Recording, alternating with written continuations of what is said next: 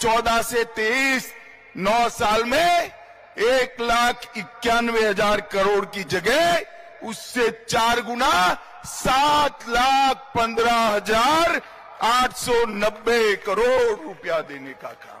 इसके साथ साथ 8 लाख करोड़ के और प्रोजेक्ट दिए। 10 साल में 16 लाख करोड़ रुपया महाराष्ट्र के विकास के लिए नरेंद्र मोदी जी ने भेजे। शरद राव, जरा हिम्मत हो तो हिसाब किताब लेकर आ जाना। हमारा युवा मोर्चे का कार्यकर्ता शिवाजी महाराज के पुतले पर सार्वजनिक चर्चा के लिए तैयार है। आपने क्या किया है महाराष्ट्र के लिए। और भाइयों बहनों, इतना ही नहीं, लगभग 1,20,00,000 लोगों को आजादी के 75 साल के बाद महाराष्ट्र में पीने का पानी घर में मिला। 1 करोड़ लाभार्थियों को 5 लाख तक का आयुष्मान भारत का फायदा मिला। लगभग 76 लाख माताओं को घर में पहली बार शौचालय मिला। 7 करोड़ लाभार्थियों को प्रति व्यक्ति प्रति माह 5 किलो अनाज फ्री ऑफ कॉस्ट देने का काम नरेंद्र मोदी ने किया। 51 लाख लाभार्थियों को, माताओं को घर में गैस और चूल्हा देने का काम नरेंद्र भाई ने किया। 12 लाख लाभार्थियों को महाराष्ट्र में घर दिया। और मुझे बताओ संभाजीनगर वालों, आप लोगों के दोनों टीके लग गए कोरोना के या नहीं लगे? लग गए? वो जरा हाथ ऊपर करो दो। सबके लग गए? किसी को 25 पैसा भी देना पड़ा है?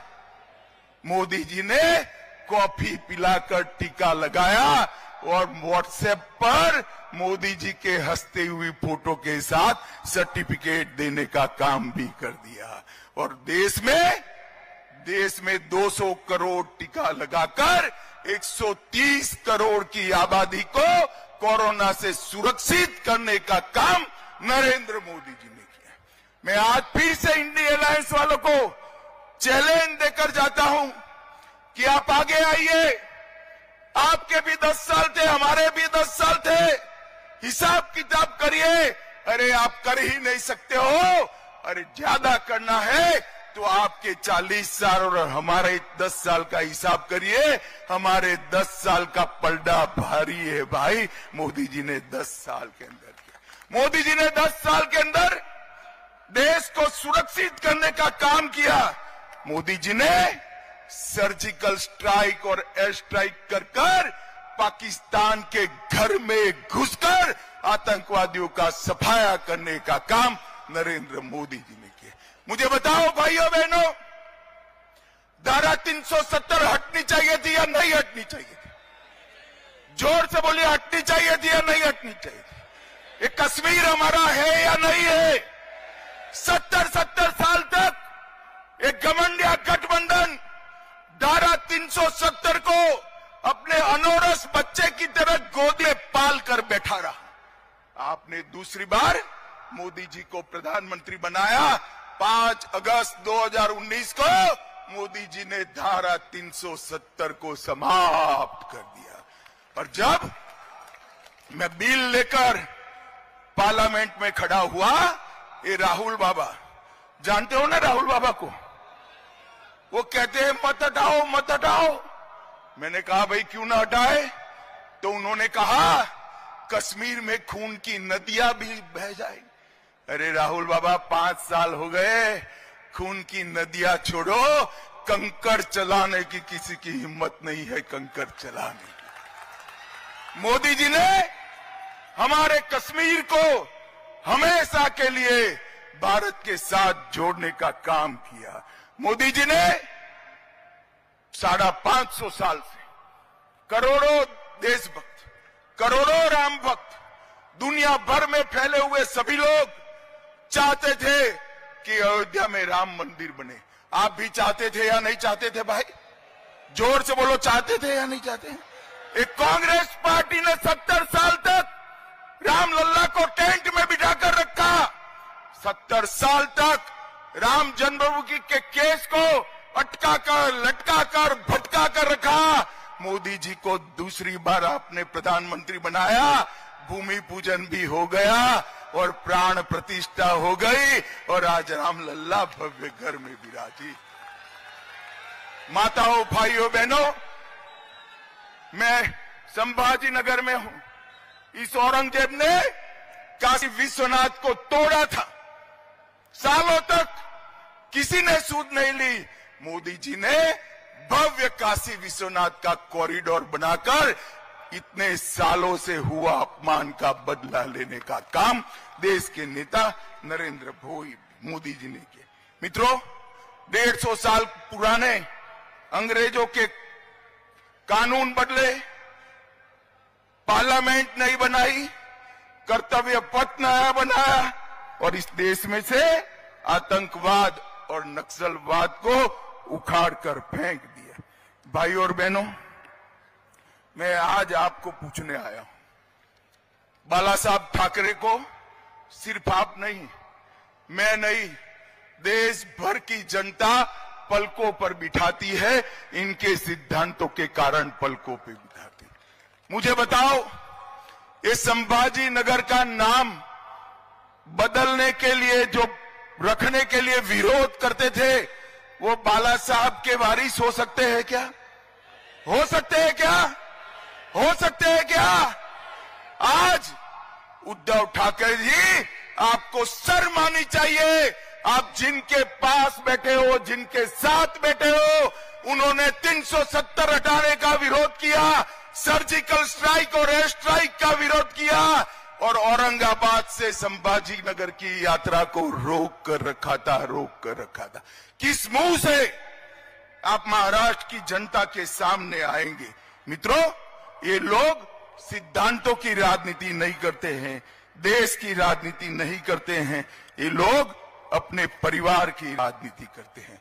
मित्रों, आज मैं कहने आया हूं, मोदी जी ने यूपीए की सरकार देश के अर्थतंत्र को 11वें नंबर पर छोड़ कर गई थी और ये जब मोदी जी प्रधानमंत्री बने तब चिदंबरम साहब अंग्रेजी में कहते थे, इकोनॉमी को जानने वाले लोग ही देश को बचा सकते हैं।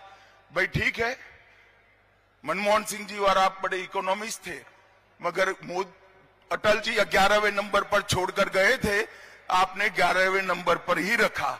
मोदी जी ने 10 साल में कोरोना के बावजूद 11वें नंबर पर से 5वें नंबर पर लाने का काम नरेंद्र मोदी जी।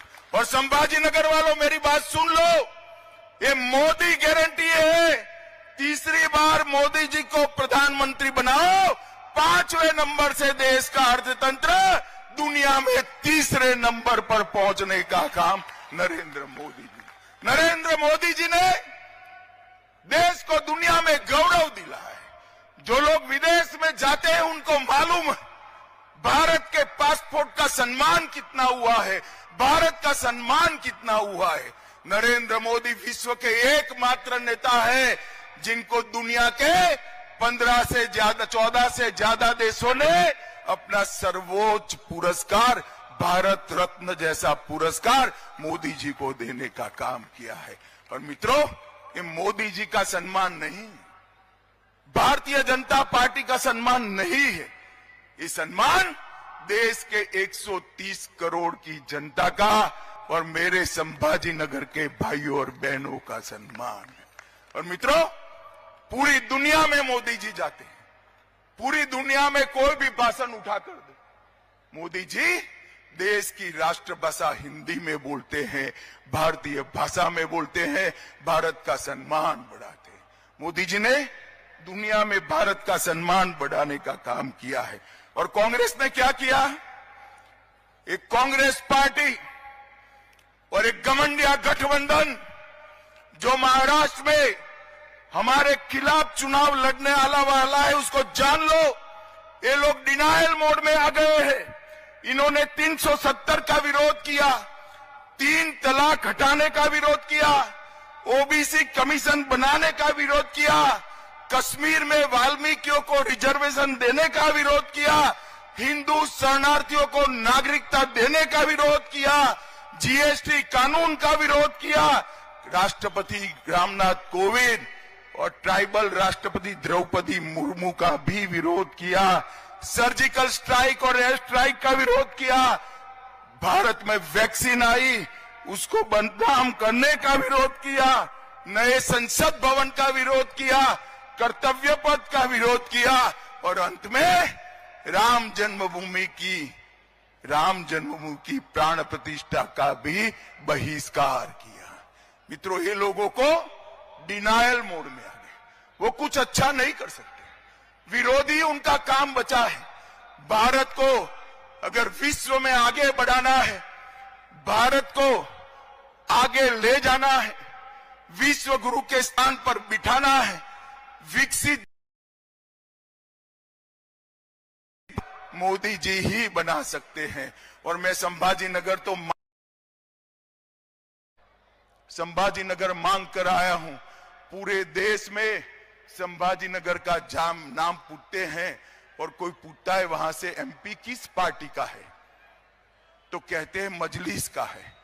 क्या आप लोग आज यहां से तय कर जाएंगे कि ये मजलिस को उखाड़ कर फेंकेंगे और मोदी जी को एक कमल यहां से भेजेंगे? आप तय करते हैं? जोर से बोलिए, तय करते हैं? मोदी जी को 400 पार कराओगे? तीसरी बार प्रधानमंत्री बनाओगे? भारतीय जनता पार्टी को 370 पार कराओगे? 2047 में विकसित भारत बनाओगे? तो मेरे साथ दोनों हाथ उठाओ, सभी लोग अंत तक दोनों हाथ उठाएं और 400 पार का संकल्प का मुट्ठी बींचे और प्रचंड आवाज से बोलिए, भारत माता की वंदे वंदे वंदे। मेरे साथ बोलेगा, जय जय श्री राम, जय जय श्री राम। भारताचे